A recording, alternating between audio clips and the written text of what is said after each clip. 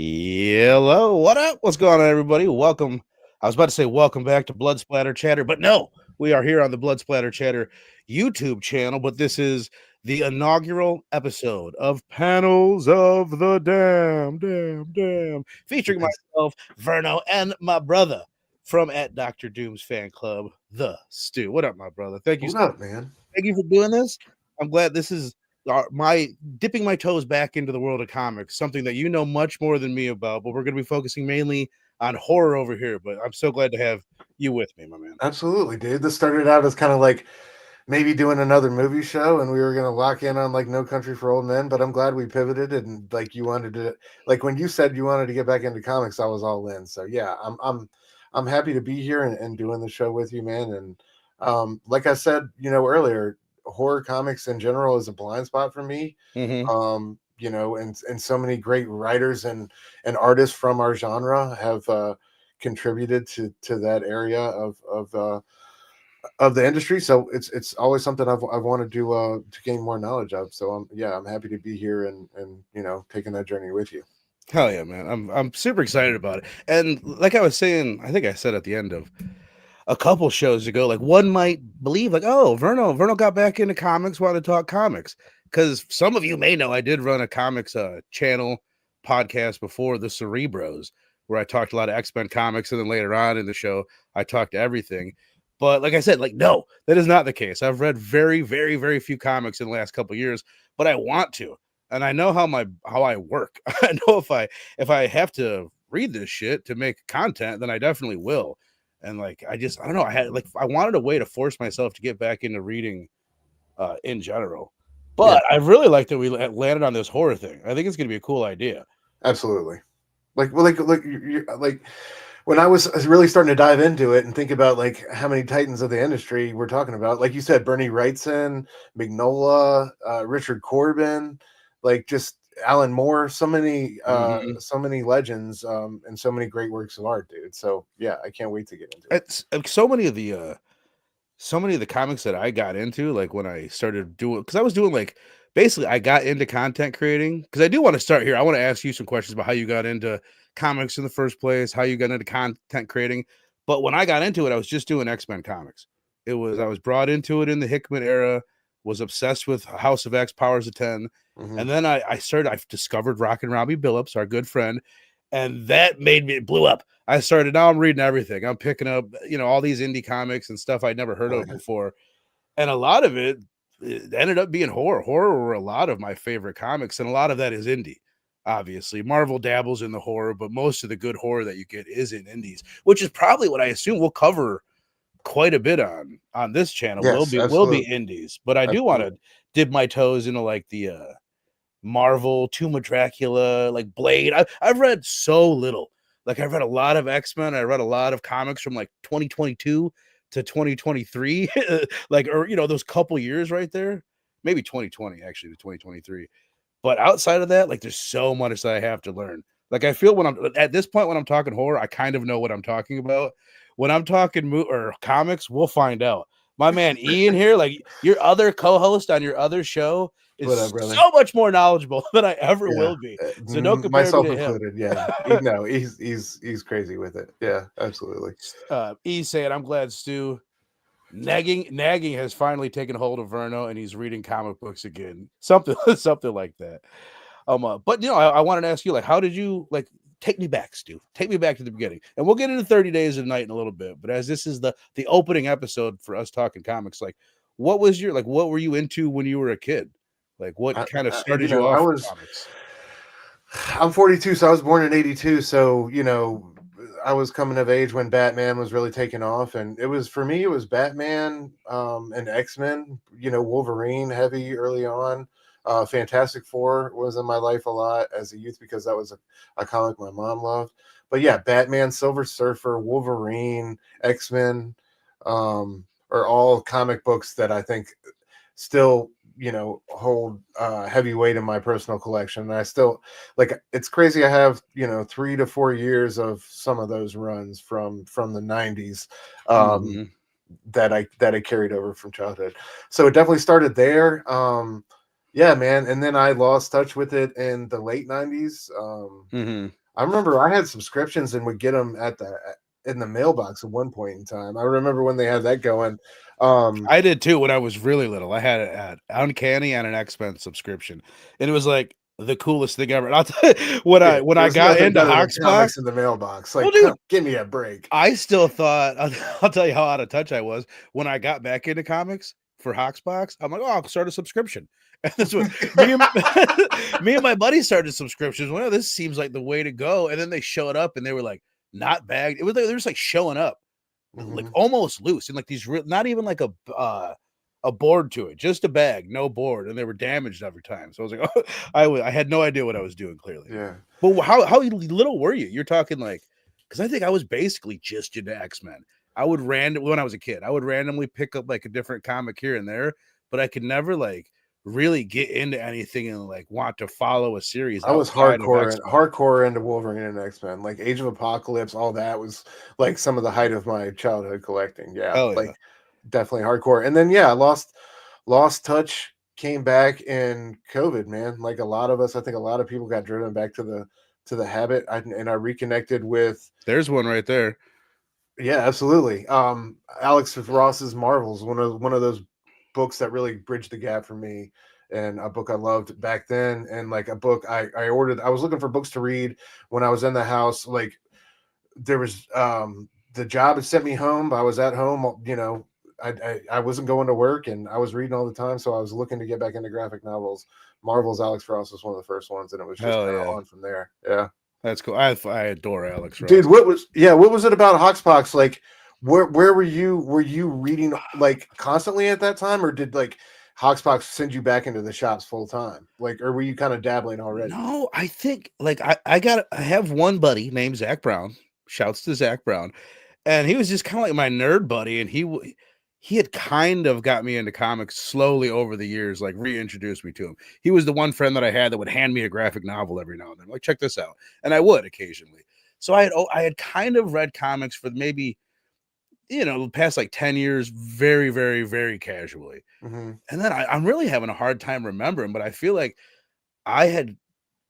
Oh, I know exactly what it was. I got omnibus. I learned about omnis, and I went and back and got the what would you call it? Giant size X-Men, like the beginning of the Claremont era. Yeah. And that really like blew my mind. That like holy shit, because I'm OCD about things. I like to like, oh, I can start at the beginning. Perfect. Like this is my jumping on part. Obviously, that's not the beginning of X-Men, but it's the beginning of the one of the more important eras of X-Men. Yeah. That really got me going in X-Men. And then I found out like, oh, there's this like big deal going on right now.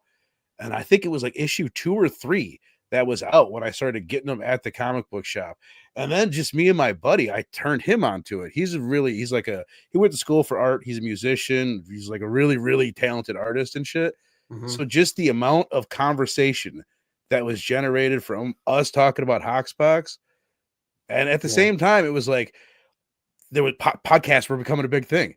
It was all a perfect storm. I'm sure this is the It really was. same story for thousands, if not millions of fucking No, I people. remember when he brought up the resurrection protocols, man. I thought that was just such a fucking beautiful touch of genius in the Yeah. way you could tell he was just completely enamored with the world of X-Men, and like that it was a guy who really had read everything start to finish, was a huge fan, and especially you saw love to like the Morrison run and some of my favorite X Yeah. runs See, throughout I that. don't even know.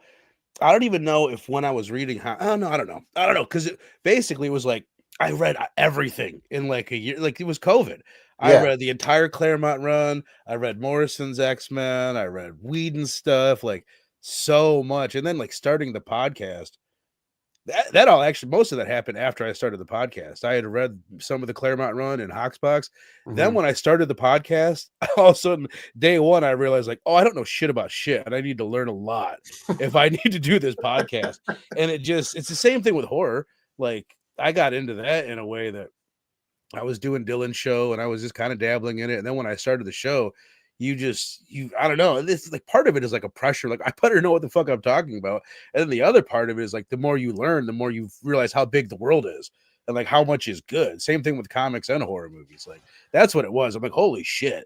Like comics, there's so, and also that's part of it. Part of the reason why it was appealing to me to do a horror movie show after doing comics is because comics is so fast and so big. It's so, you got to be in the game for years to develop It's so even true. any kind of like knowing what the fuck you're talking about. It is so true though, man. It really, I remember feeling that way so often early on, and that kind of drove my like my thirst and my quest for more comic book knowledge and to read. I remember just constantly looking up from like the 2000s on, like, or even back to, because comic books really underwent a renaissance, early on and around the turn of the century. So but best of 2000, best of 2001, best Marvel, like constantly looking up those lists, ordering those books, and just trying to like consume as much as I could, dude. Yeah, but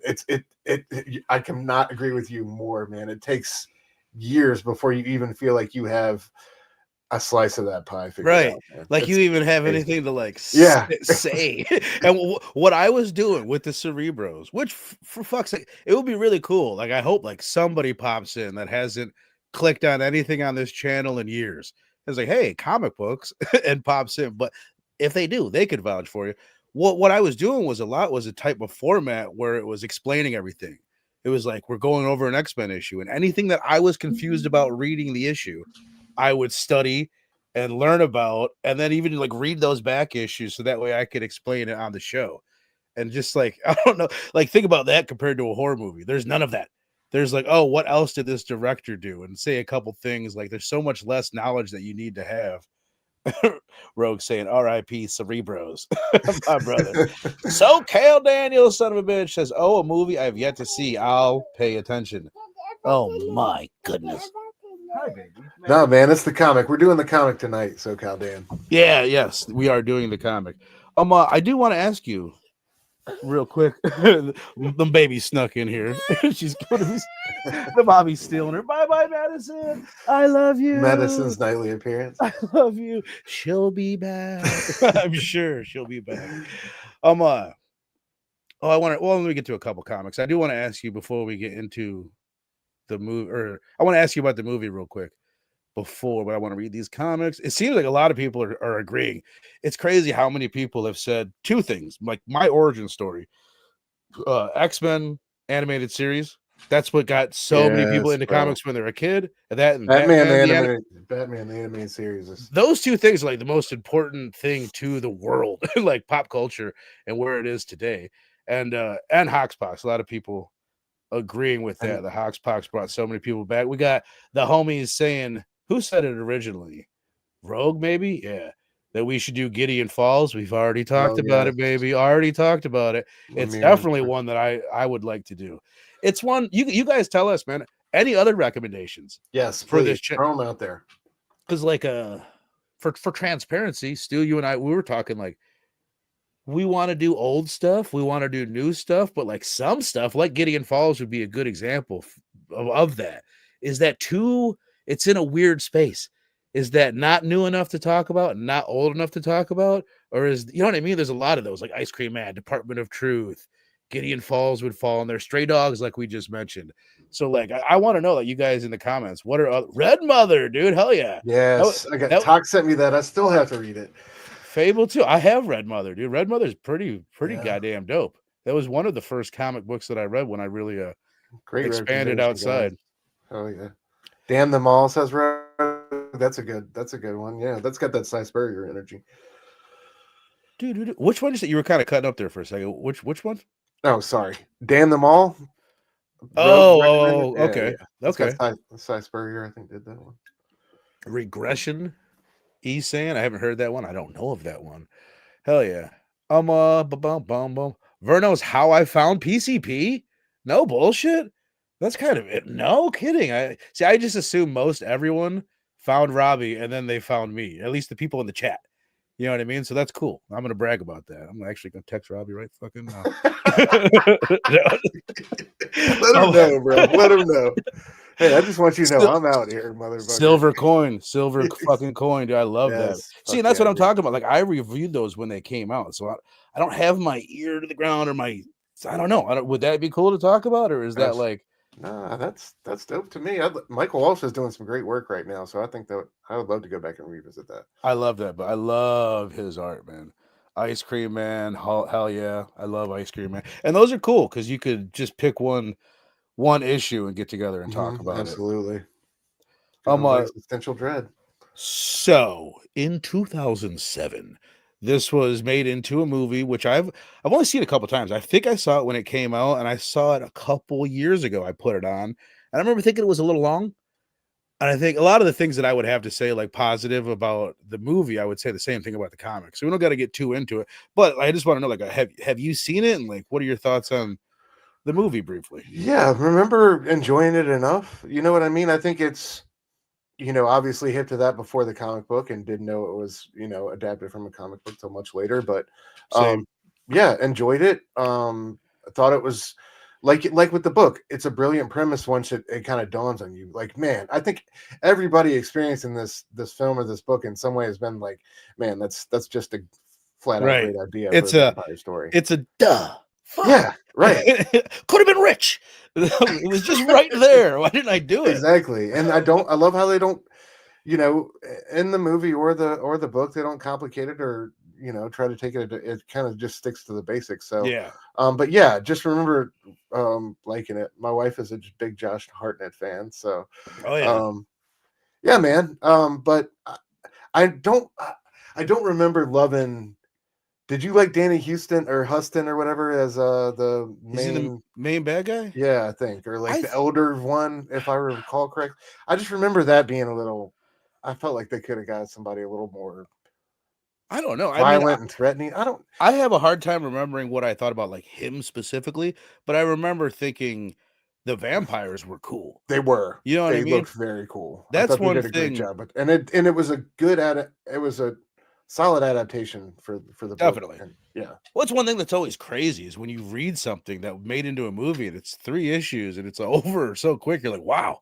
It's like the impact that this has had on comics and to a degree to film is pretty big for 80 pages worth of comic book. It's kind of wild. Like you go back and see stuff like X-Men stories, like Days of Future Past, 2 issues, and just the impact, the amount of times it's been referenced in other media and yes, and reinterpreted or whatever, film, cartoons, and everything.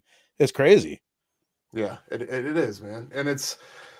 I mean, yeah, it feels like this was definitely a moment for the industry in more ways than one. Mhm. And it's crazy that like, what did they have Sam Raimi pick up on?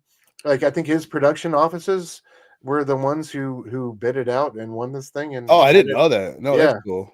yeah, he said, when Sam like they were trying to land the pitch and get it right, and Sam Raimi showed interest, and they Hmm. like, yeah, No, that's cool. yeah, I like E's point, like great color palette. I agree. mhm, Because it does. It's another thing that sticks out. It's horror in the snow, which yep, is, you know what I mean? That's kind of unique. I'm still waiting for that Friday the 13th movie in the snow. That that will be badass. But yeah, just like the black, white, and red. That's kind of yes, what I think of when I think of that movie. absolutely. I thought he was creepy as hell, especially with yeah, it's See, another I thing I gotta go forgot. back and watch it again They because it's like been. speak of the Eastern European kind I of like, completely forgot about all of that. Like it's been.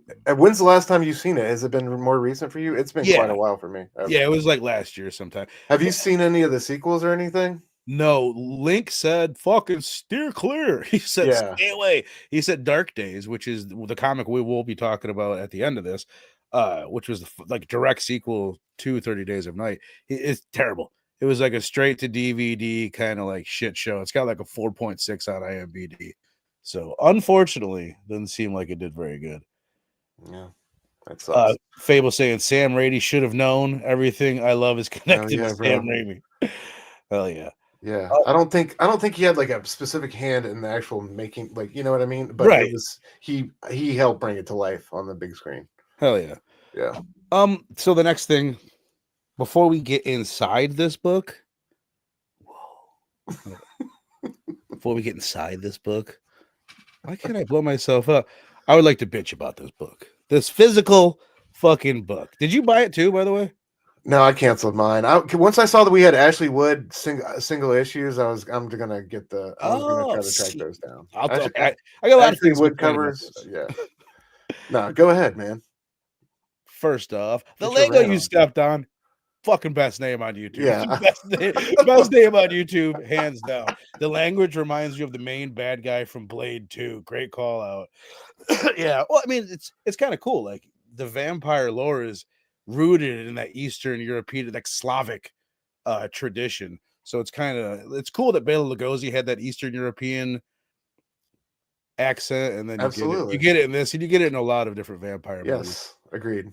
Ashley Wood covers, you say? Rogue Yes, says. man. So here's what I have to bitch about this. A couple things. First and foremost, it fucking fell apart into Oh, many pieces. bro. It's fucking completely destroyed. So Jesus. there's pieces inside. I got random pages that have fallen apart. One read. I haven't even finished it.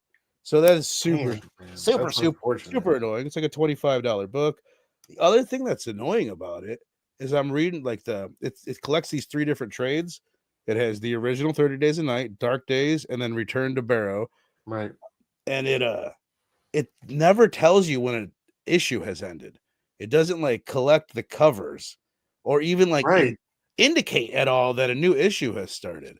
I hate that. Like something about that's really, really annoying. And I couldn't even tell you where I couldn't find them if I tried to.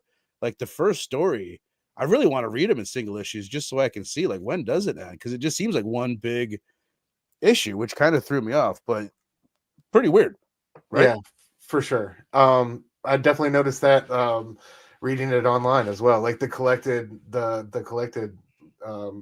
version, they don't have any skips in that, and it is jarring, man, because you want to know, and when they take out like the to be continued or whatever, Yeah, and it's one thing to take it out, but not to put the cover there and the place, and the covers are great, and I think I always enjoy that when I'm reading a trade and I get to stop, and I like also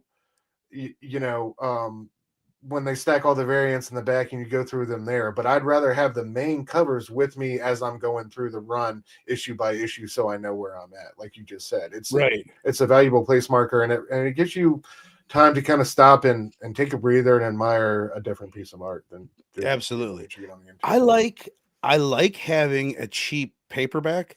Like I have beside me a stack of trades that I want to compare some of the art to. And I like them because they're cheap enough that you don't worry. You can trash them. I don't give a shit.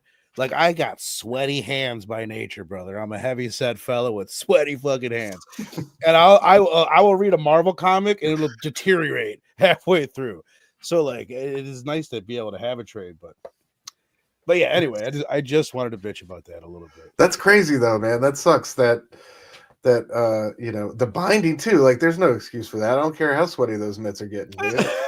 No, Yeah, especially a somebody first call read. Simpleton for sure, dude. We need some help, but Rogue says Hickman does his omnibus that way too. It could be annoying.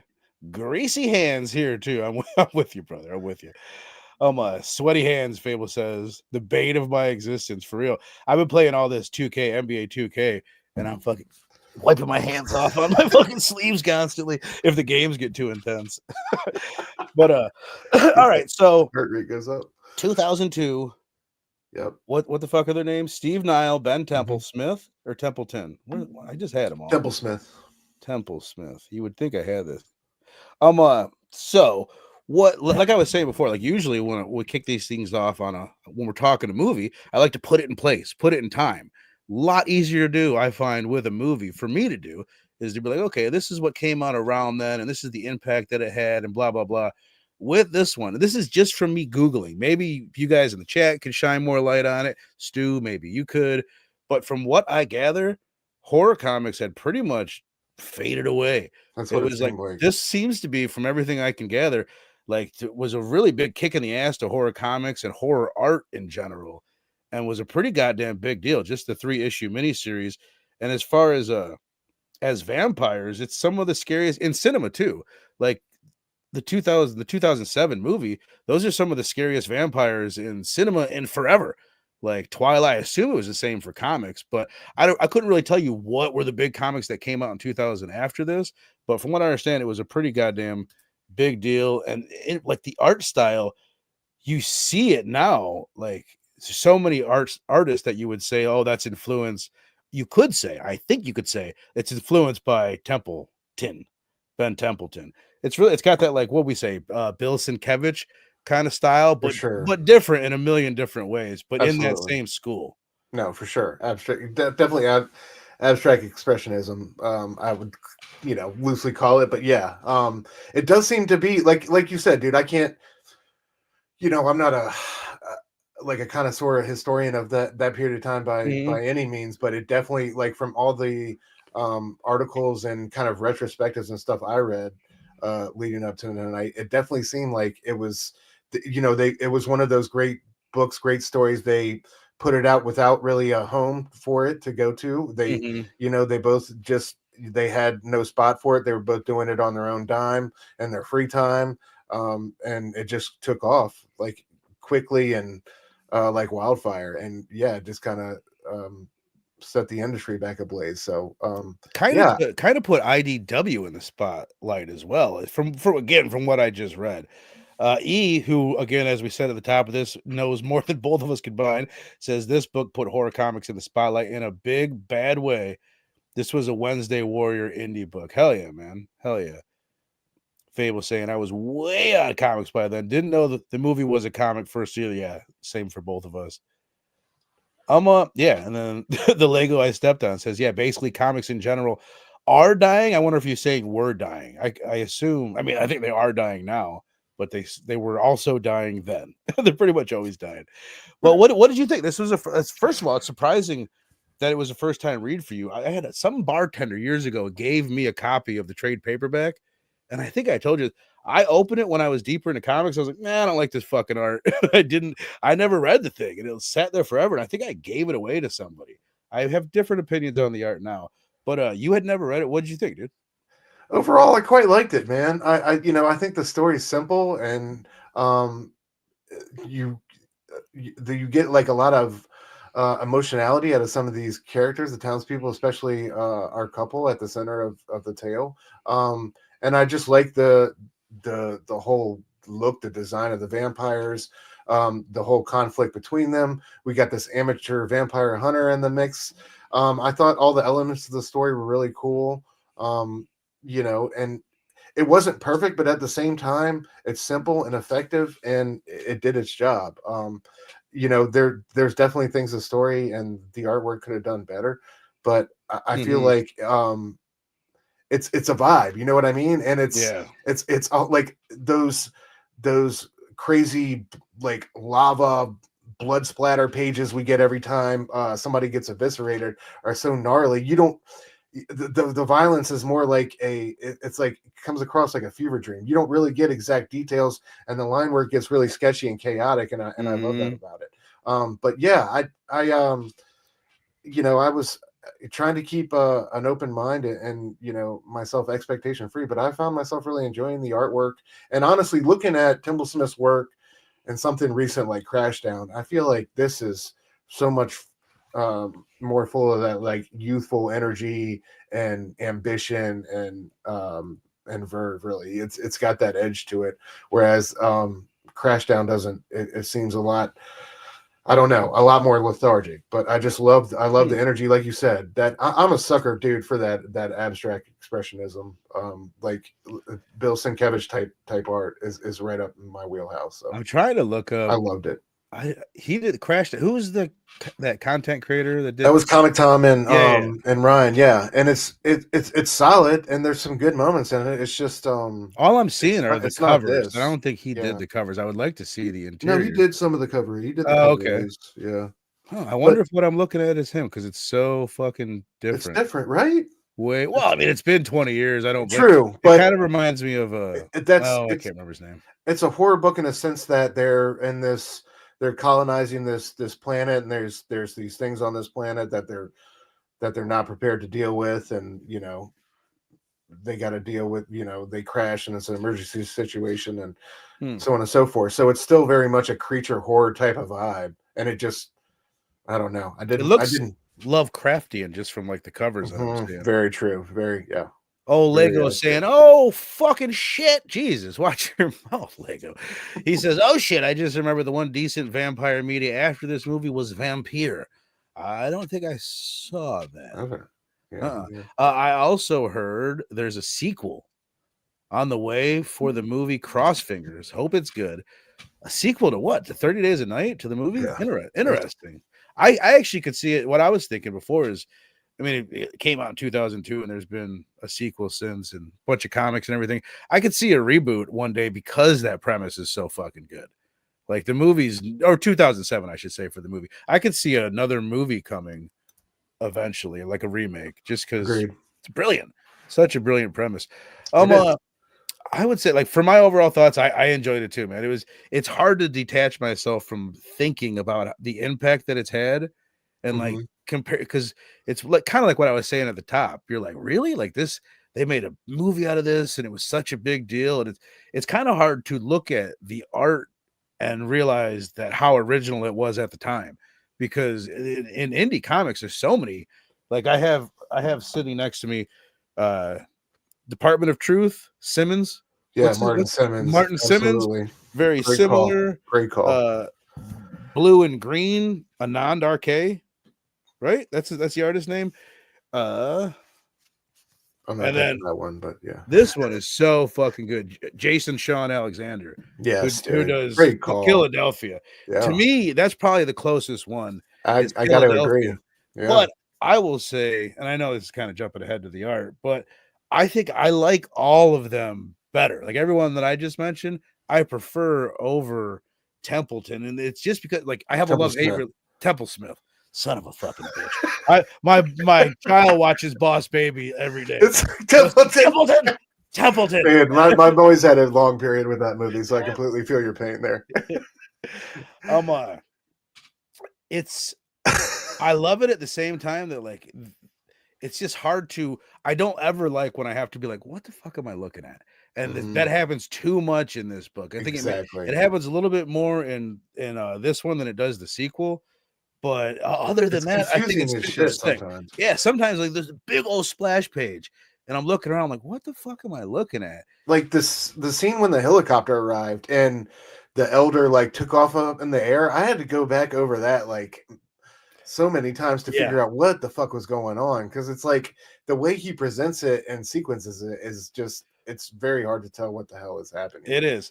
I mean, it's also kind of cool, like the way the sequential, which is a good segue into that thought. As far as being a storyteller with sequential art, great. Like it's really good. Sometimes it's a little unclear, which I guess is I'm kind of talking out both sides of my mouth. But when it is clear and you can read it, it's really, really, really good in that regard. Yeah, there's like some great scenes. Like I love the scene when they come up to the power station or whatever, and it's burning, and dude's head is on the pike, right? And like they have that shot of just the sheriff just down on his knees, and there's no dialogue. And then there's the scene of like the head on the pike becoming clearer over 4 panels. I love it. And then they do the same thing when the sun is setting, and you see Homeboy's eye with the sun. It's like that's it's very well done. And like you said, when it's not like some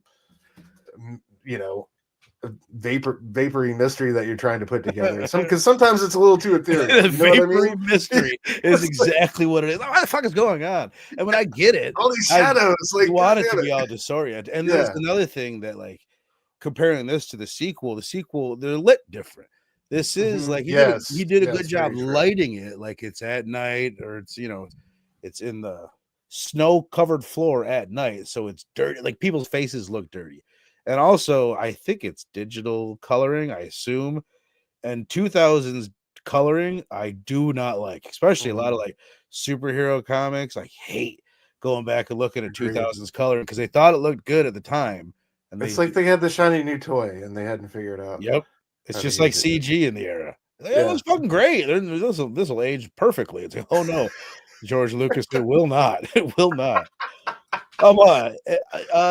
As far as I love the way the story opens up with the cell phones. I just think that's such a cool thing. Something really great about that. I like your point about like the couple are the only real characters that I can like remember. You know what I mean? Like maybe that would be a downside. There could have been some cooler characters outside of that, but we're talking 3 issues. It's not a big complaint. One thing that I remember this being an issue with the movie too is I don't feel like you feel the passage of time super well. It's like, damn, what day did it end on? Is Right. it the 29th Exactly. day? Where was that time in between? And the movie does the same thing. I don't know if I feel like the movie probably does like day 22. Shit like that, I would assume it does. But this maybe could have used a little bit of that or Yes. something like Like, that. yeah, definitely like a something days later type of like Yeah. separation, or like, yeah, just a couple of those would have helped out a bit, because it does all feel like wildly paced, and you don't know like, how it's playing out. It all feels at the same time in the same afternoon Right. almost. Yeah. It could all take place in one day from the way Yes. exactly. Dude. The movie does the same thing. If I remember being like, what the fuck? What is the Because deal that's with the this? thing, is like, there this is my confusion with it, right? And they put this seed in those emails that they intercept, is like, this is supposed to be a feast, an endless feast, right? But it seems like they're trying to like eat all these motherfuckers as quick as possible, and Right. then it's going to be like, to replenish their, like, so is it a feast that you're going to take your time and enjoy, or is it like, it seems like they want to root them all out? And the other part was when the elder came and was like, oh, you think I would be happy about this? We've only existed as a myth. This is going to expose us.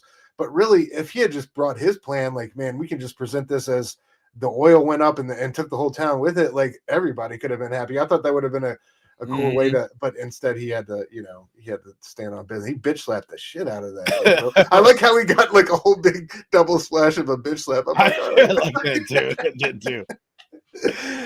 Hell yeah.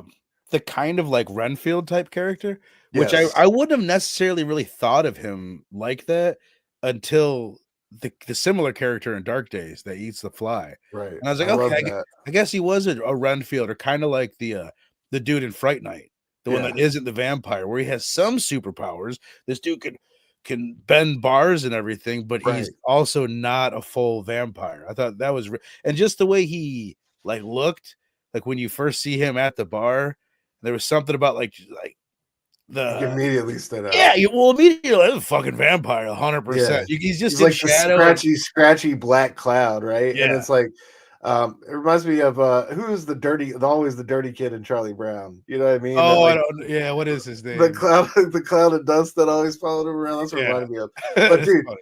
I the trouble I had with that scene was, though, I couldn't tell that he was been in the bars. I thought like wings were coming up out of Mm. his back. That was another example of like that art being kind of sketchy to me, and not so clear. I thought we could have used a little bit more delineation, or I don't know, some harder outlines or something to actually That's see the it, bro. bars bending. Like, Like, I don't know about that specific scene, but one thing that I noticed is a lot of time the background is the same color as the yes, people's skin, and which is kinda cool. It's funny because I looked back, like, through some of these artists that I mentioned, and there is a lot of that, but there's more subtle ways to, like, I don't know, just make the outlines a little bit sharper and a little bit right. clearer from the background to the subjects. Like, but yeah, it That's a gets great call. It does to steal blend one of pretty. your phrases that I love, it gets lost in the sauce. I don't know if I'm using that right, but I feel like it got That's lost in Gucci. the That's sauce. Gucci, man. It's I Gucci. owe Gucci for Corey that. Geiger, you old fucking son of a bitch. He's my betting partner over there. What We up, we bro? we got the over in the Lakers game tonight. Just put it in there, Okay, folks. We're on a hot streak. It's let's go, guaranteed. Luca. Let's I go, won Luca. I won 5 out of 6 fucking on the betting on the All-Star game, man. I'm on fire, people. Free money. Free money. Don't worry about it. Um It's fine. I feel like I've missed a handful of comments here. Oh, here's a big one I wanted to read from Lego. Or did I already read this? Oh, Vampire. I'm going to pronounce it like that. Vampire is a game where you're a doctor vampire who got turned into a vampire. It's all about like fucking wrestling with staying humans or being a vampire. If you don't drink blood, the game gets harder. Interesting. Interesting. I have to check it out. Talking about the CG, Fable says, see Van Helsing. Van Helsing with the CG. Oh, yeah. Everyone also has a story that's very deep. That's good. Is this like a modern game, like a PlayStation game, Xbox kind of game? Game. Fable says, I have, but never played that game. Okay. It must be a modern one. Yeah. Bow, bow, bow, bow, bow, bow. Wait a minute, family. You telling me this game you haven't played? Yeah. Family or fucking guy, you son of a bitch. You fucking the game is tomorrow. I was wondering, dude. I was like, the All-Star game was just the other day. I'm surprised there was a game. All right, so there is no Lakers game, but I already have money on it. All right, I need 100% more Nosferatu. I need more Nosferatu voice from Verno. I need to practice. I need to warm up there, buddy.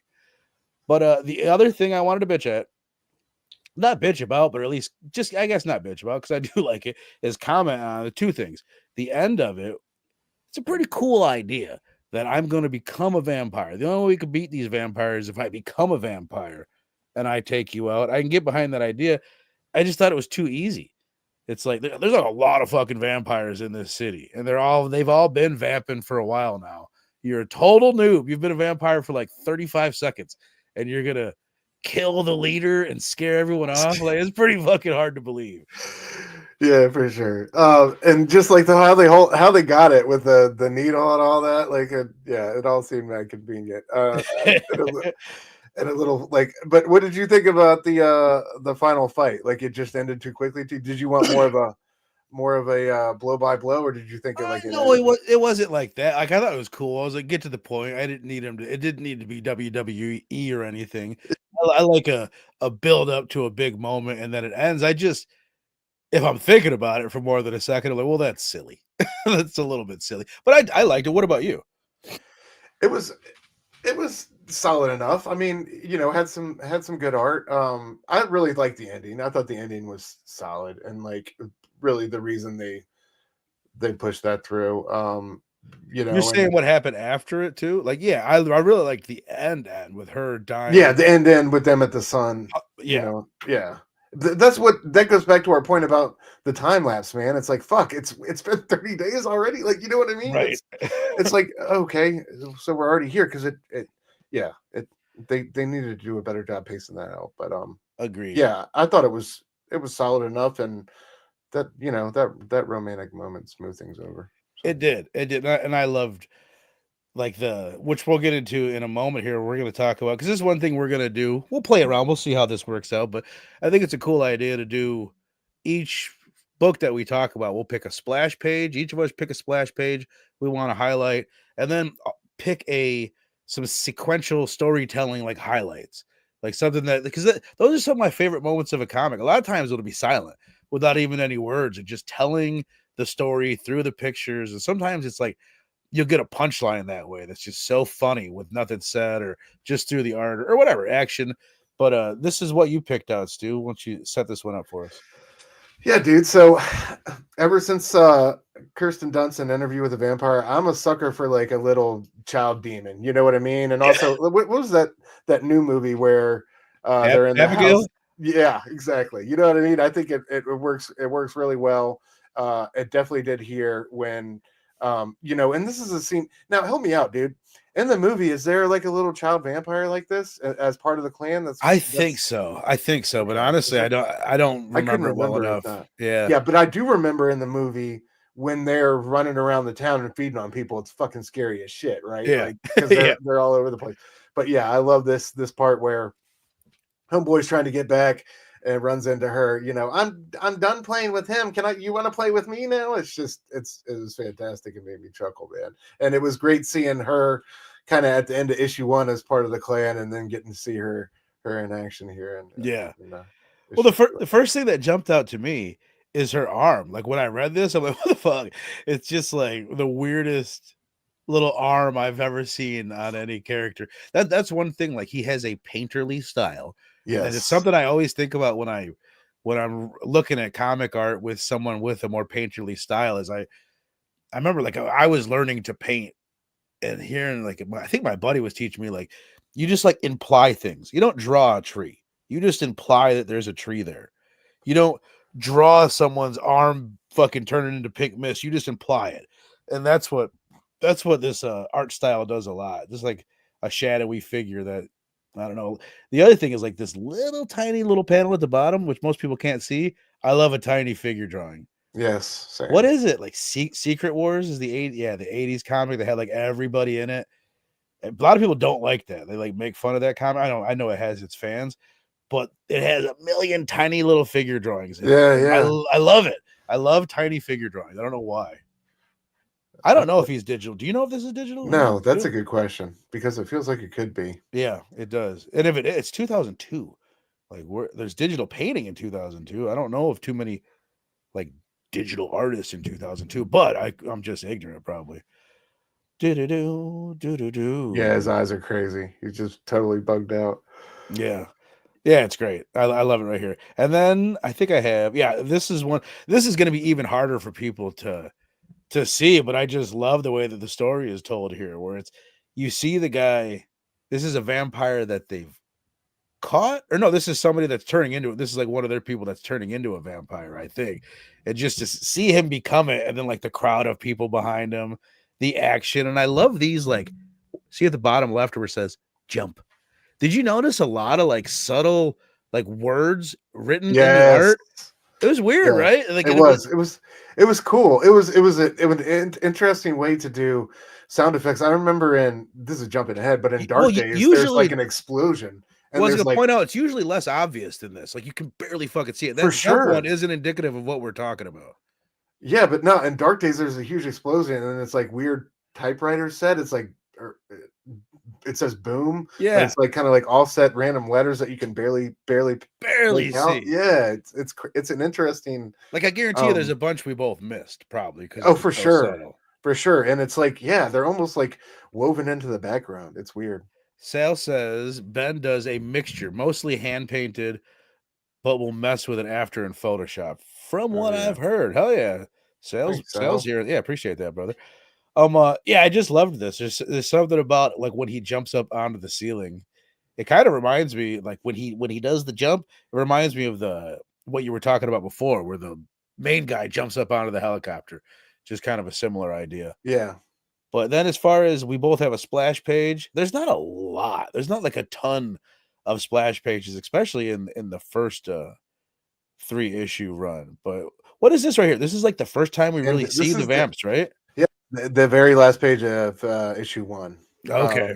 So yeah, we see the first time we see the vamps. Like I said, we see the little kid right there. And yeah, I just like you said, man, I love the look of them. They're kind of like still regal and European in a sense, but they also just look like absolute monsters. And I love like the teeth in them and the I do mouth on too. these vampires. I do Something that too. really worked well in the art in the book and in the movie, Yeah. I think.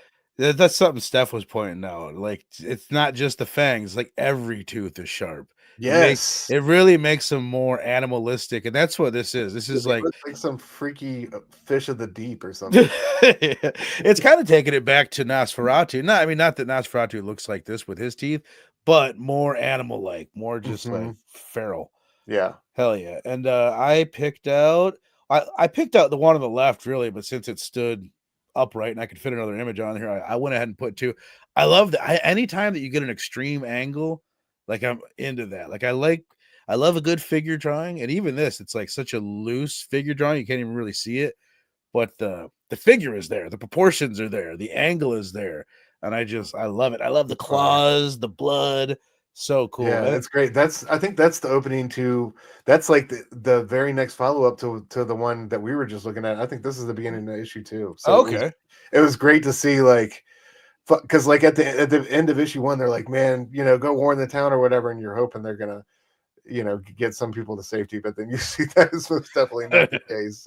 Yeah, it's a great shot, dude. And this is the one like that vampire look right there. Like we definitely see that in the vampire and in the movie. You know what I oh yeah, mean? yeah, Like yeah. that one guy with the bald head. Totally. It's like definitely see I that want guy to right watch the there. movie. I just bought the movie. Actually, I got it for like Yeah. fucking $5. I think I might watch it tonight. Um, uh, I'm trying to think of what else I had to say. I think I've said my piece on it. Do you want? We didn't talk about this. Do you want to rate these things? We can. Yeah, Yeah. fuck it. Let's rate Why it. not? Go ahead and if you want to fire it off, or You want to do out of 5? yeah, we might as well. It's not. Let's make sure we do All our right. point 0.25s are they're applauded. All right, they're not necessary, Very but they're encouraged here. always welcome. Yes, they are encouraged. I love you, Um, Robbie. let's see here, man. I'm gonna go. I'll go 3.75 on this one. I'm right there with you. You know what I I hate mean? to It's jump it in could have on you, but done yeah. could have done some things better, but still had a lot of solid things going for it, and I quite enjoyed it for a first time read. So yeah, Hell yeah. No, I'm right there with you. It's like I want to it's kind of perfect for our first show because it's got like I don't want to blow our wad and do like this thing that we're dying to fucking do with the first yeah, show. So, but it's agreed. got some name recognizability or Right. whatever. So, but it's not something that's like near and dear to my heart. I don't feel like we burned something too early on in the show. So, yeah, it's kind of a perfect pick for our first Yeah, one. Plus, we're doing it here on Blood Splatter Chatter. There's a very popular movie adaptation of it, so I think that fits as well. yeah. But It's just real quick. It's yeah, always these moments, like these books that I miss out on when they're coming out, and like reflecting on them in terms of like cultural history and what they did for that moment in time. It's always interesting to me. You know what I mean? Because mhm, now that I'm back in the game as a weekly collector, and some of these books with their publishing delays or whatever, and it's still like thinking about going back and seeing like some of these books I love that had monster publishing delays when they were coming out. It's just whether what a book might have been known for at the time, or dominated whatever headlines that may have dominated that story at the time, are not necessarily what we talk about in hindsight. And right. I think it's really dope to see. I don't know, just like what a moment this book was for not only vampire books, but horror books and vampire movies and horror movies and everything around that period in time. So I love what I love he's saying. reflecting. He's because I wasn't there, but he says 4.5 when it came out, 3.5 nowadays. I still appreciate the heck out of how it changed the horror landscape, and I think that's really, really well said because it's impossible for this to hit as hard as it hit when it came out. You know what I mean? But I mean, there's plenty of horror movies that I'll watch and it'll still like I don't know. It's easier for me to like maybe appreciate the way it hit or something, or like Yes. I'm thinking of Horror of Dracula. You know what I mean? Something that's Hmm. way older than this, but I still like it entertained me, and I think I mean overall I do think it's probably just better than this is overall. But I find it easier to like put myself in to get the appreciation, but like wow, things have changed so much. I think it's because like I look at things haven't changed that much to Right. Philadelphia the way that they have from movies, I guess. No, for sure. But I think a 3.5, 3.75 from both of us are rather respectable. Lego says, you know, something I'd love to see was the novel, not the movie. All my boys hate the movie visualized in this comic style. I would like to see, I say this all the time, Like an animated, animated movie, dude. That'd be bro, that would be so so sick. sick. Like a super hardcore MA one, that would be fire. Be fucking badass, man. Yeah, something crazy. Lego giving it a 4.8. I love it, dude. I love it. And I Oh hope I'm yeah. not selling it too short. It's just, No, it's solid though. yeah, And it's you can definitely see a really strong artist, if nothing else, taking shape and Ben. So right. 100%. Oh, do you know what year this came out? Dark Days, I 30 want to Days say, of what Night? year was the 2002. original? Want to say this was '04. Okay. All right. So the I could be wrong on that. same crew comes back together. Hmm. Yeah, the art is, I would say, a little bit more refined. Like we mentioned earlier, the lighting is different, right? Yes. Because it's not that's one of my, well, let me set up the premise for it. We have the surviving person from the couple, the female that survived the first one. She wrote a book. She wrote a book titled 30 Days of Night, and it's got, ironically, it's got the same cover of the graphic novel 30 Days of Night, which I thought was cool. I thought that was a nice little touch. So she's trying to, one of the issues in the original graphic novel, one of the things is the helicopter guy, he's coming. You think he's going to be the Deus Ex Machina factor, right? And then he shows up and just dies and nothing Bro, happens. And it's just, bro, it's so worthless. That's so true. I was like, man, I was like, damn, this family intercepted the emails. Like, this dude's like Blade. You know what I mean? I thought he was right. gonna come in and be wrecking shop, like jump out of the helicopter and start handling business, bro. Just fucking. He's like, I got the camcorder on, so it's gonna catch everything in case yeah, bro It's didn't kind even of make it weird. to the fucking. If there's no follow up, you're like, well, what was that about? That's What? one thing. All right, so on the follow up, I think we focus, like, I don't know why we tried to drag the boyfriend back into the picture. I felt like I don't know if that was necessary, and I think like we should have leaned into He that wanted the ending. He wanted that ending. That's why. That might have been the first idea he had, and he was like, "Fuck." Yeah, I guess. We'll get there. I thought they could have leaned into the story of that family, that mom that sent her son up there, you know what I mean? And that could have been really the main. It was definitely a big part of this Dark Days, but Yeah, I could have felt been like bigger. yeah, and I thought it would have served the story better. But I'm with you 100%. Well, finish setting up the premise. She's written this book. She's shopping it around, or she's trying to bring awareness that vampires exist. She thinks if she can get everybody in the world to know that they exist, that's the way to take them out. She's also become Rambo in her off time. She's got bombs, explosive guns, and everything, and she's just a vampire killing machine. But like, I think my thing with the plot, like it starts up, it's like, okay, so she's lost her husband, so she wants revenge. And we have the one woman that lost her son in the helicopter, she wants revenge.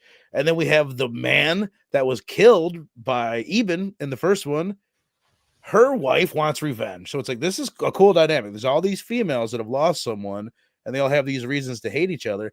And then like issue 3, they kill the one woman, helicopters woman's guy's mom, and then they bring in this other guy, and she's banging this dude right before she's about to bring her husband back. And like, whoa!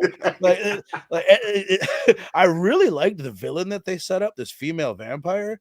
But then you really didn't get like anything from her at all. no, It was that's cool. I so feel like I'm true, man. complaining a lot, but I feel like it was just like a lost opportunity. It's like messy. It was, dude. That was the whole thing that kept ringing out in my head the whole time. It's like, man, this is a missed opportunity because you have so many cool elements here. Like you said, Lilith, the spurned, widow. That shit could have been like, yeah, if you just had those, like all these women vying for revenge, clash together, in the end. Instead, they like you said, they went off on this weird romantic tangent. When she was with that vampire and she was like, take off your clothes, I was like, what the fuck are we doing here? So Like, weird. what?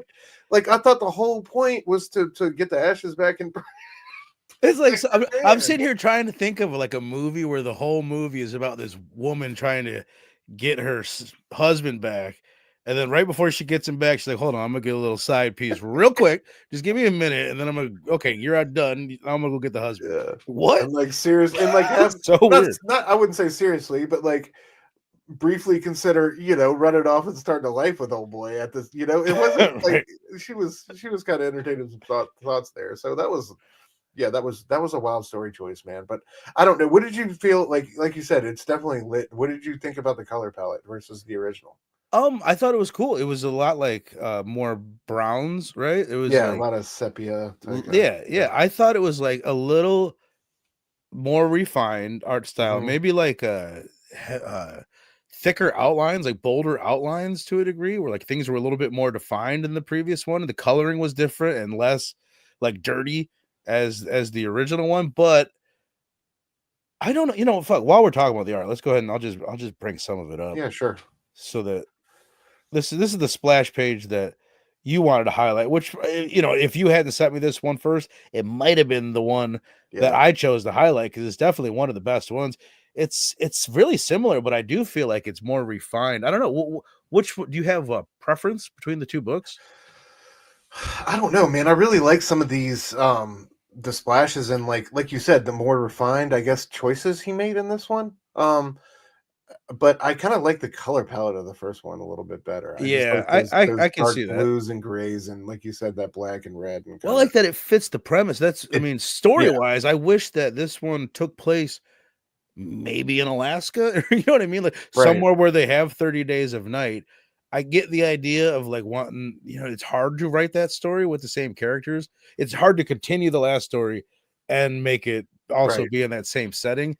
So maybe you should have just, I don't know. What do you think of that? Like, be cool to do it in Alaska. I I agree, man. Like I don't know. I don't know if I think there's still like a lot more juice left in that lemon as far as ideas, as story ideas go. Like Hmm. the whole period of blackout, whatever. I feel like that would be a stone uncovered in the vampires community, and they would be trying to dominate and you know really like establish themselves, I think, permanently Right. in northern Alaska, and it could become a whole like Civil War thing. You know what I mean? Like, I think you Mm, could do huge things with it, but that's cool. yeah, I just don't think they. Yeah, I don't. I agree with you. I think it would have been. I think I don't know where there's they're more at. mileage. Are they in Louisiana? Man, it's like They're not in the snow. That's all I know. no, they're Chill where the out, fuck man, are you they? old I son of don't a want to bitch. say like California or LA or something, but she's Hmm. on the book tour thing, Yeah. like I Colorado get or something. California vibes, but I have no idea. Yeah, Chill said, I came for the blood splattered. I stayed for the chatter. Station, everyone. What up, my brother? Appreciate you being here. He also says, I don't care if you're a vampire. You still need to chill every now and again, with or without your husband. bro. Even if you're on a revenge quest to bring his ashes back and resurrect him, Yeah. like, It's so that's your funny. main supposed to be your main purpose. I'm He said, "Before I bring you back, though." I guess like to me that was my biggest issue is the way like I guess we already said it, but they set it up and it could have been great. I didn't like Yeah. them bringing in the guy. The guy was there was also just a few little elements. It was like some girl that the main bad the big bad female Lilith, you said her name was. Mhm. She was like talking in her head. I can't even really remember. It's probably my fault. Yes. I can't even remember what that storyline was. It just No, seemed just seems so disjointed, right? Like right. she's that, and that was our introduction to her. I felt like it could have been a lot more powerful because, like, she's supposed to be like whatever his name is, Vicente or whatever, hundreds of years old and super powerful, and that was just like kind of a rather weak and muted, yeah, Right. introduction, and I don't really know where it went. Yeah, what did you think about like her homegirl's plan now that she's lost her, husband to get revenge on these vampires is bring them out of their hiding and in daylight with these book tours. I thought it Did was that work? I thought I don't want to get canceled, but it was fucking retarded. It was half retarded, bro. Like I got a room full of innocent bystanders. She's like, bolt the doors shut. We're gonna call out the vampires. We're gonna bring out this light bulb and burn them with the sun. It's like I think you're gonna have some innocent dead bodies. How about right after that? The police are like, I don't have time to deal with the Let's just paperwork. let him go. Let it go. There's explosives, and they're Nobody like, got hurt. and like they're setting that up. I'm like, oh, he must be part of it. Oh, he must be a Yeah, vampire. They're going somewhere yeah. with this. Nope. Like, nope, no, not at all. The more we talk about it, the more I'm like, yeah, this was I don't get me wrong, I had a good time reading it. Yeah. I wasn't like not having a pleasurable experience, but it is pretty sloppy. What has he done? This is something I obviously should have looked at before we got rolling. I should have studied up on this. But Same. what has Niles? Does anyone, you I guys in the don't know. chat, has he done anything? I feel like he hasn't. I know one thing that tells me he hasn't done anything is this, and we'll come back and talk about the art a little bit more. Our sequential highlights and our splash pages we wanted to highlight, but the fact that this is a 2017 reboot. Supposedly they say it's not a reboot, but everybody's like, why aren't they calling this a reboot? It is. Like he basically remade the original story with a different artist. That tells me he hasn't done a whole hell of a lot. You know what I mean? Like Yeah. he must not be doing too much. But you haven't read this, right? I think you No, said I had not. No. It looks like from the looks of it, he's done some. Steve Niles has done some kick-ass versus hit girl stuff. So like, I don't know. He's worked on other people's properties, but I don't know if thanks for he has popping in, any. Lego. Appreciate you, brother. Have I a don't good know one. if he has any other like original books to his name. Okay. Yeah, I mean, I'm not shocked. I really feel like the dude had two great ideas. He had the premise, and then he had old boy shooting himself with vampire blood. That's like his two really original ideas. Maybe there's more. I don't know if you can think of, but I don't really think there's not an original idea that's impressive in Dark Days, right? Would you agree with that? I would, and like I said, I just don't know. I gotta agree with you. He should have stayed in Alaska, man. He should have strapped onto that idea because it still had more legs. So Right, yeah, 100%. it was just, and even here, there's elements. Like I said, he could have made it this triangle of revenge with these three women and done something really cool with that. But it just got convoluted, and there's all these other extra characters that he should have trimmed the fat on some of them. They should. Oh, if they wrote it today, you know what they do? lesbians. They would have been lesbians. It would have been fucking great. They would have fallen in love by the 5th issue. Like, they should have kept her. That was my point. I was bummed out by the end of it that the one woman was dead. You know what I mean? Like, Yeah, well, did you think it needed to be as what no. 6 issues? Yeah, Yeah, like it could have been 3 or 4 it could have issues. been another 3 issues. Yeah, Yeah. like I felt and been a lot conciser, and I don't know, man. Rogues. I'm glad Rogue pointed this out because they go to Alaska in the next one. The next series is called Return to Barrow, which I'm interested to check out. I fucking own the thing. It's falling apart.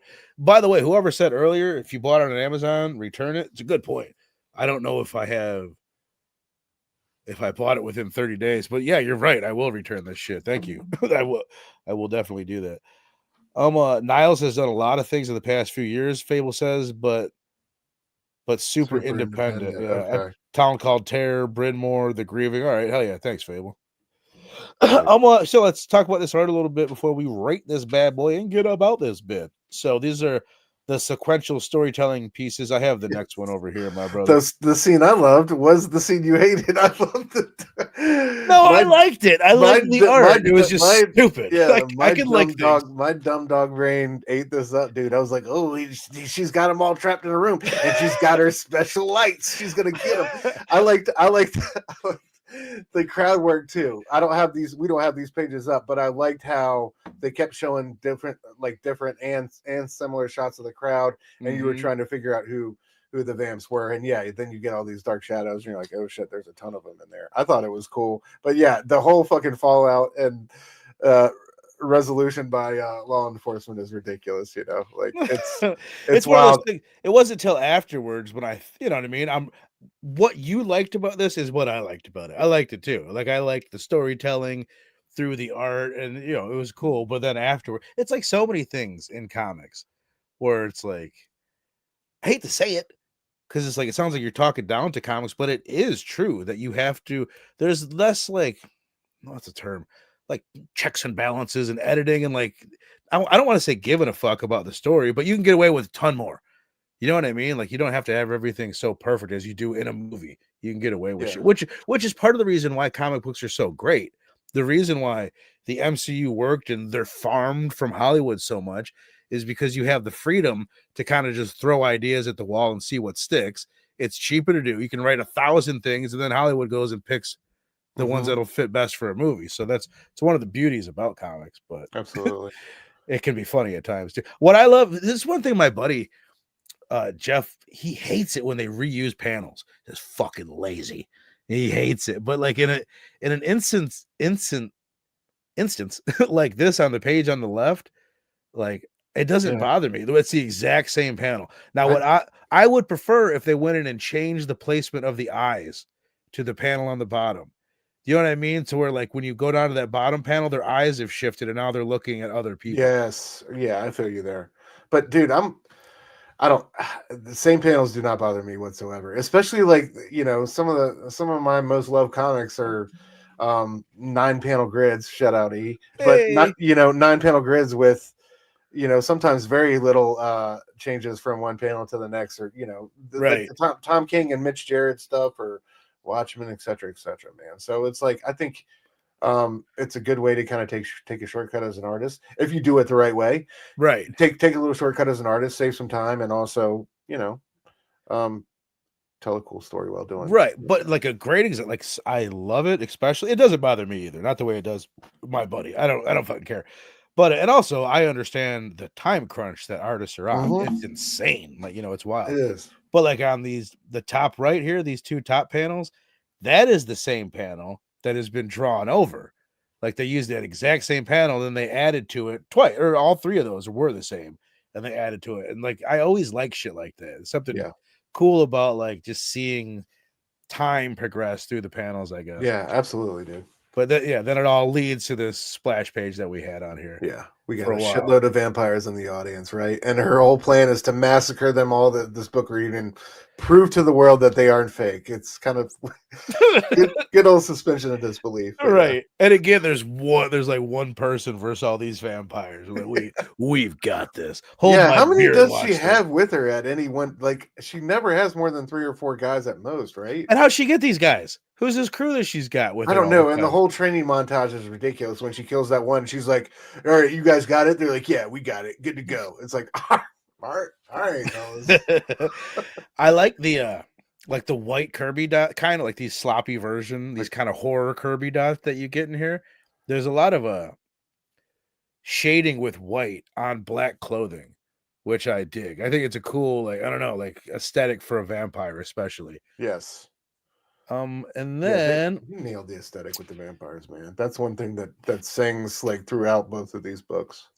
I'll take mine out of order. I have this splash right here, which is, look how similar this is when you look at them I next, love the teeth, dude. They're right so next to each good. other. Yeah. There's a lot of like surrounding the frame, like vignetting the frame Hmm. with bodies and then placing a subject in the middle. I love in this one, he really, I feel like he wouldn't have done this move in his last book where she's surrounded by white in the middle to really make her pop like that.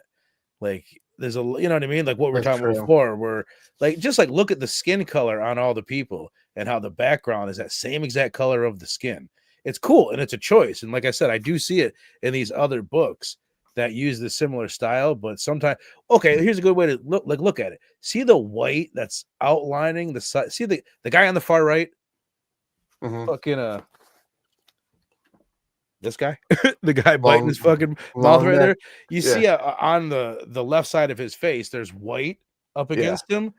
That he wouldn't have done that in his old one. I feel like it Yeah. makes it pop in a way. Like I feel like he lost that before. Progression of technique. Yeah, Yeah, absolutely. It does definitely feel like and he got his mind around what he wanted to do more with like page layouts. And yeah, I think he was definitely starting to put his ducks in a row here. well, he probably got a lot of bitching. He probably got a lot of praise heaped on him for the book, but he probably also heard the people were like, I can't see what this shit is, bro. So I'm sure there's that Yeah. too. And then for my sequential storytelling aspect, which will lead us into talking about the end of Dark Days, I loved this. I loved just how like lovey-dovey this is. This is the moment where he's been resurrected. The whole story is she's got to get his ashes so she can resurrect her husband that died at the end of the last one as a vampire. And like the way even the lettering there is shaped in a heart-shaped box, and it's just like that to me sells it. I think that's the thing that I Such a like great most little about these detail. two pages Yeah, together. man. That heart-shaped thing is like this is such a good moment. And that the page here where that's the final page of the whole story. He kills her instantly. I assume he kills her instantly as soon as he comes back. And I'm like, I Yeah. laughed. And like I did too. That's what you get, bitch. I did. I love, like I've said this before talking about movies, but anything that makes you go, oh, like that's the Yeah, reaction I want yeah. to have to Dude, everything. my favorite is the bottom panel on that page before when he says, "I'll always love you," and you get that like that quaint little bit of his Yes. smirk kind of come up. It's so great, man. I wanted to put like the whole 2 pages leading up to this as the sequential storytelling bit because it's her slitting her wrists and pouring the blood on the ashes, and then Yeah. you have her like reaction Dude, and by the way, seeing she it. split the shit out of her wrist. I was Yeah, like, girl, you ain't gonna come back from that. prick your finger, don't slit your wrist. What are you, fucking She went stupid? full on like, I'm not trying to be here anymore with it. I was like, Yeah, good lord. I'm trying to join this guy. Seriously, that was quite a donation to the blood bank, man. But yeah. Yeah, it was a solid ending, dude. Like you said with the issue before, that was definitely like competing for my number one moment. Hell yeah, man. Yeah. All right, well, I feel like we did it, brother. Let's rate Dark Days and then get up out of here. For those, if you're just tuning in, we gave both of us gave a 3.75 to the original 30 Days of Night trade paperback graphic novel, whatever the fuck you want to call it. So what are you giving Dark Days, brother? I'm gonna go 1 point lower. I'm gonna go 2.75. I think on that one, 2.75/3. Depending on how good I'm feeling that morning, I guess. But Right. um, it definitely got some better artistic moments. But I feel like for the progress we make there, the story just really suffered and really missed opportunities all over the place, both in what the direction they chose to go with these three women, and also I think not spending more time up in Alaska. I know they went back, but yeah, I don't know. It just, it didn't resonate with me, and I thought it was too long and too bloated and had too many, like you said, there's too many little storylines or little characters we meet that don't get resolved, or we don't really see the end of, or how they really integrate into the story. So um yeah, I guess I'll go three. He went three, I'm gonna go three. That's fucking. I was about to say I'll like be generous for the I, first show. I was gonna say like, all right, just so that we're not giving two exact same scores, I'll go three. but since you've changed it to a three, like I guess fuck it, we'll go the same score because I could go lower. I I could go could too, lower, but it's man. not like I had a bad time reading the comic. Right, So exactly, exactly. it's a fine comic. It's fun. It's maybe a little funnier than the Hmm. first one, It but is. yeah, it's just missed opportunities is kind of the main thing. I think you Yeah, she said it became best. Mila Jovovich all of a sudden. Next month here on Panels of the Damn. By then we will have an intro. I will have recorded that with reverb, but I won't have to do it. And we're gonna be telling people, man, we're gonna be doing this over on Dr. Yeah, Doom's man, fan we're gonna club be next over month. on Dr. Doom's fan club. We don't have a date yet, but we will lock that in shortly. Yeah, doing Hickman doing horror, guys. I know Rogue recommended it earlier in the night. I'm excited to get into this one. 8-issue miniseries from Jonathan Hickman and Tom Coker. I don't think it's Attila, I can tell this isn't gonna fall apart. I can just right? fucking tell. That's an image book, baby. That ain't going Yeah. to go nowhere on you. But yeah, 8-issue miniseries dealing with the occult and all sorts of black magic and good stuff. So it You looks haven't like a read it? really haven't read it. Looks Me like a neither. really cool, dope art style, and yeah, man. Of course, I'm a Hickman fan. And, we talked about him earlier with you getting back into comics. So I'm Hell excited yeah. to get into this one with you, Hell bro. yeah, man. There's two volumes of this. We're gonna be talking about the first one, like you said, issues 1 through 8. I have the first two volumes, and Mhm. When Hickman started his Substack, some interview that I remember seeing with him on his Substack, he said that he had the third volume written and ready to go, and they just hadn't got around to doing it or getting his artist or something. Oh But shit! yeah, so there is a third issue or a third volume that's supposed to be coming at one point as well. So yeah, I'm always excited to read some Hickman, man. Always stoked for that. Likewise. Not as stoked as I am for fucking Scream 2, baby. Thursday night, man. So excited about it. We had a blast when we talked Scream 1 a couple of months back during Horror Fest. And yeah, it's fucking Scream I 2. mean, does it get much better than that? I don't think so. So stoked. And then Sunday. Rockin' Robbie Billows, my man Fable, and my man Easy from 9 Panel Grid gonna join us. And we're gonna be talking about episodes 3 and 4 of Masters of Horror. Oh, dude, Argento did an Yeah, episode. we got Toby Hooper, who directed Texas Chainsaw Massacre, amongst many other things, and Dario Argento. So, for those that haven't seen this series, it's basically all these hour-long episodes, each one of them directed by a different master of horrors, and we are running through the entire series. Is the plan? It's going to be, as I said, me, Rock and Robbie, Fable, and Eric from 9 Panel Grid. The plan is every like 6 weeks or so, we're going to get together and knock out 2 of these bad boys. Hell yeah. Yeah, really should be a fun ass That's a series. very that's something I want to visit. I love that idea though. I wish they would. I Yeah, love those. I love when they do those anthologies with different directors and so on we and so we forth. talked about before, like how cool would it be if they did that again with modern people? Oh my Like god, they dude! could get Especially some of like the with the yeah. Sorry, go ahead. no, this is they could get some of the oldest legends that would come back and maybe do something like fucking Amazing. bring John Carpenter out and just twist his arm into making one more thing. But if you could get Jordan Peele and Eggers Yeah, and like Ty West, juxtapose it with the old and the new. That would be sick. it'd be so sick, man. Hell yeah. Not quite as sick as what you and Eric are doing on Ink and Insights. I don't know if this is how old this thumbnail is, but it's the one that I have. I think we're gonna we missed last week because my boy was sick. Okay, yeah. He's been bouncing back from illness, but we'll be back tomorrow night, 9:30 p.m. Eastern. We got a great week of comics to talk about. Some real bangers, and yeah, we got a little bit to make up. So catch us 9:30 p.m. Eastern. I think we're still going to be, we're going to be on my channel. And yeah, then I got Surrounded by Short Boxes coming out every week. You got the thumbnail? Yeah. Sorry, I'm over here shitting on Fables 2.25 for Scream 2. Sorry, buddy. And also, I don't know if Damn, this is the bro. right. Hold on. Damn, we got to stop the presses. Jeez, man. If you would have been there in the 90s, you'd be singing a different tune. He didn't. He watched it for the first time a couple months ago, which I get. Yeah. But I love it. I do too, man. Is this I'm sorry, do I have the most updated Surrounded by Short Boxes? This is good enough. You know what I mean? Okay. We get the point across. Right. Yeah. Surrounded by Short Boxes is me going over my favorite back issues from the personal collection and what I love about them so much. Latest issue focused on Fantastic Four 257. Come hang out with me and watch Galactus eat a planet. I'm dropping new episodes weekly. Yeah. So look out for the new one, probably coming on Friday this week. Yeah, man. Yes, hell yeah, man. You're doing a great job with it. Thank you, dude. I really appreciate that. So yeah, as we said, man, Scream 2 this Thursday. Very, very excited about it. Very, very stoked. I do not have an outro for this show, and I need one.